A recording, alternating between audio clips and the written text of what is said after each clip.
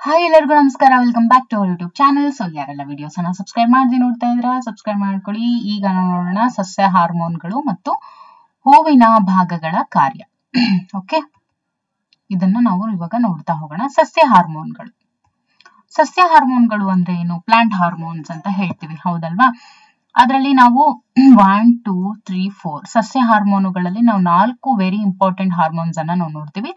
Auxin, ಆಮೇಲೆ ಆಪ್ಸಿಸಿಕ್ acid, cytokinin ಮತ್ತೆ ಗಿಬ್ಬರ್ಲಿನ್. Okay, ಅದನ್ನ ಜಿಬ್ಬರ್ಲಿನ್ ಅಂತ ಕೂಡ ಹೇಳ್ತಾರೆ. First auxin. ಆಕ್ಸಿನ್ ನ ಕೆಲಸ ಏನು? ಇದು ಕಾಂಡದ ತುದಿ. This is very very very important. Auxin ಏನಿದೆಯಲ್ಲ, ಇದು ಕಾಂಡದ ತುದಿಯಲ್ಲಿ ಸ್ರವಿಸಿ ಜೀವಕೋಶಗಳನ್ನ ಉದ್ದವಾಗಿ ಬೆಳೆಯುವಂತೆ ಮಾಡುತ್ತೆ. ಯಾವುದು? ಆಕ್ಸಿನ್. ಇದು ಒಂದು ಗಿಡ ಅಂತ ಇಟ್ಕೊಳ್ಳಿ, ಅಥವಾ ಒಂದು ಸಸ್ಯ ಅಂತ ಇಟ್ಕೊಳ್ಳಿ. ಓಕೆ, ಸೊ ಈ ಒಂದು ಸಸ್ಯ ಏನಿದೆ, ಈ ಕಾಂಡದ ತುದಿಯಲ್ಲಿ ಇದು ಏನಾಗುತ್ತೆ, ಒಂದು ತುದಿಯಲ್ಲಿ ಇದು ಸೆಕ್ರೇಟ್ ಆಗುತ್ತೆ. ಜೊತೆಗೆ ಜೀವಕೋಶಗಳನ್ನ ಉದ್ದವಾಗಿ ಬೆಳೆಯುವಂತೆ ಅದು ಮಾಡುತ್ತೆ. ಯಾವುದು? ಆಕ್ಸಿನ್. ಕಾಂಡದ ತುದಿಯನ್ನು ಕೂಡ ಅದು ಹೆಚ್ಚಿಸ್ತಾ ಹೋಗುತ್ತೆ. ಓಕೆ, ಇನ್ನು ಗಿಬ್ಬರ್ಲಿನ ಕೆಲಸ ಏನು? ಕಾಂಡದ ಬೆಳವಣಿಗೆ, ಹೂವಿನ ಬೆಳವಣಿಗೆಗೆ ಸಹಾಯಕ. ಯಾವುದು? ಗಿಬ್ಬರ್ಲಿನ್ ಏನಿದೆಯಲ್ಲ, ಇದು ಕಾಂಡದ ಬೆಳವಣಿಗೆ ಮತ್ತು ಹೂವಿನ ಬೆಳವಣಿಗೆಗೂ ಕೂಡ ಇದು ಸಹಾಯಕ. ಇನ್ನು ಸೈಟೋಕೈನಿನ್ ಕೆಲಸ ಏನು? ಕೋಶ ವಿಭಜನೆಯನ್ನ ಉತ್ತೇಜಿಸುತ್ತೆ.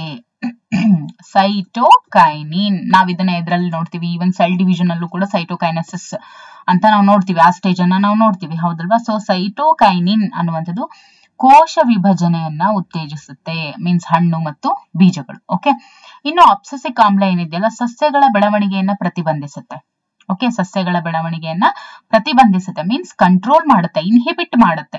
ಬೀಜ, ಮೊಗ್ಗುಗಳು, ಉದುರುವಿಕೆ, ಎಲೆಗಳ ಬಾಡುವಿಕೆಗೆ ಇದು ಕಾರಣವಾಗಿದೆ. ಆಪ್ಸಿಸಿಕ್ ಆಮ್ಲ ಅಂದ್ರೆ ಚೆನ್ನಾಗಿ ಬೆಳೆಯೋದನ್ನ ಕಂಟ್ರೋಲ್ ಮಾಡ್ತಾರಲ್ವಾ, ಅದು.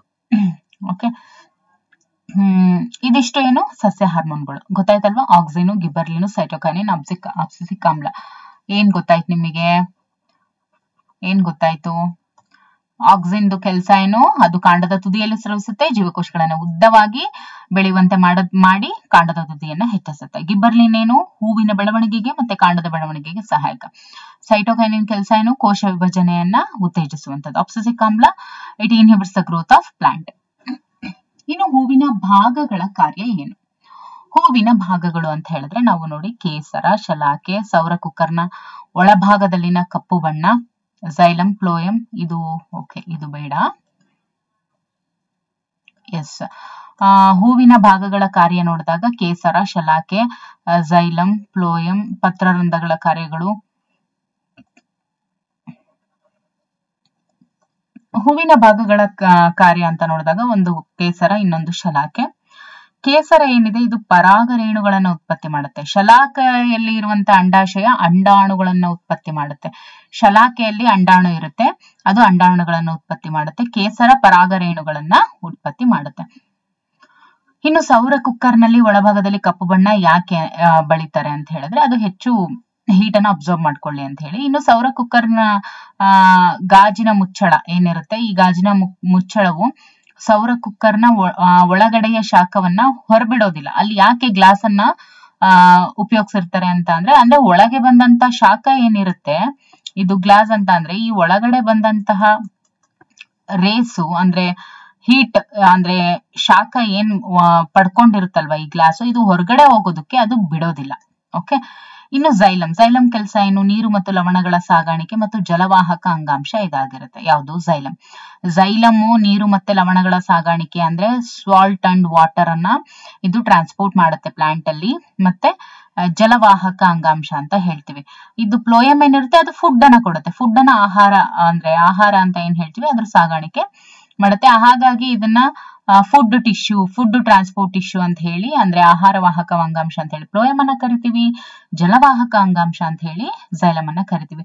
ಇನ್ನು ಪತ್ರರಂಧ್ರಗಳ ಕಾರ್ಯಗಳು ಮೀನ್ಸ್ ಟೊಮ್ಯಾಟೊ, ಅದ್ರ ಕೆಲಸ ಏನು? ಅನಿಲಗಳ ವಿನಿಮಯ, ಬಾಷ್ಪ ವಿಸರ್ಜನೆ ನಿಯಂತ್ರಣ, ನೀರಿನ ಮೇಲ್ಮುಖ ಸೆಳೆತ. ಈ 3 ಕಾರ್ಯಗಳನ್ನ ಪತ್ರರಂಧ್ರಗಳು ಮಾಡುತ್ತೆ. ಏನ್ ಮಾಡುತ್ತೆ? ಅನಿಲಗಳ ವಿನಿಮಯ, ಬಾಷ್ಪ ವಿಸರ್ಜನೆ, ನೀರಿನ ಮೇಲ್ಮುಖ ಸೆಳೆತ. ಬಾಷ್ಪ ವಿಸರ್ಜನೆಯ ಪ್ರಾಮುಖ್ಯತೆ ಏನು? ಪ್ರಾಮುಖ್ಯತೆ ಅಥವಾ ಕಾರ್ಯ ಏನು? ಬಾಷ್ಪ ವಿಸರ್ಜನೆಯ ಪ್ರಾಮುಖ್ಯತೆ ಅಥವಾ ಕಾರ್ಯ ಏನು ಅಂತ ನೋಡಿದ್ರೆ, ಬೇರಿನಿಂದ ಎಲೆಗಳಿಗೆ ನೀರು ಮತ್ತು ಲವಣಗಳ ಹೀರುವಿಕೆ ಈ ಬಾಷ್ಪ ವಿಸರ್ಜನೆಯ ಪ್ರಾಮುಖ್ಯತೆ. This is very very very very important. ಇದ್ರ ಬಗ್ಗೆ ನಾವು MCQs ನ ನೋಡಿದ್ವಿ. ಅದರಲ್ಲಿ ನೀವು ನೋಡಿರ್ಬೋದು. ಓಕೆ, ನೋಡಿ, ಬೇರಿನಿಂದ ಒಂದು ಸಸ್ಯ ಇದೆ. ಓಕೆ, ಈ ಸಸ್ಯ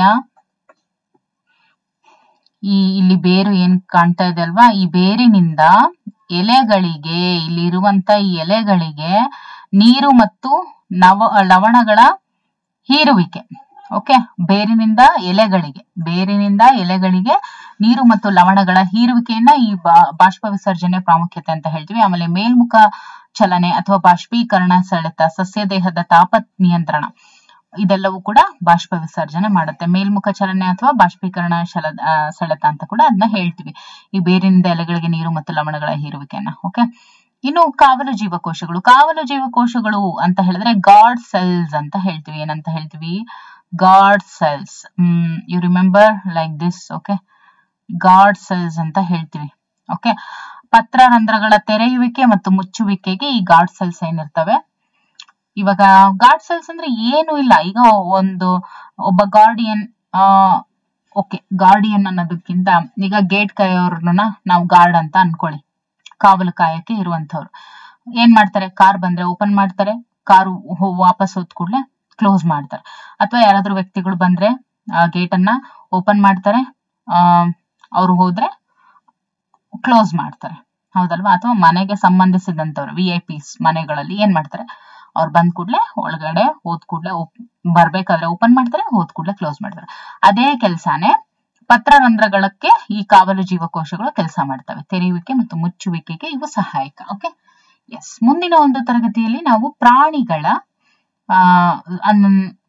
ಹಾರ್ಮೋನ್ಸ್, ಓಕೆ, ಅವು ಸ್ರವಿಸುವಂತ ಹಾರ್ಮೋನ್ಗಳ ಬಗ್ಗೆ ನಾವು ನೋಡ್ತಾ ಹೋಗೋಣ. Okay, thank you for watching.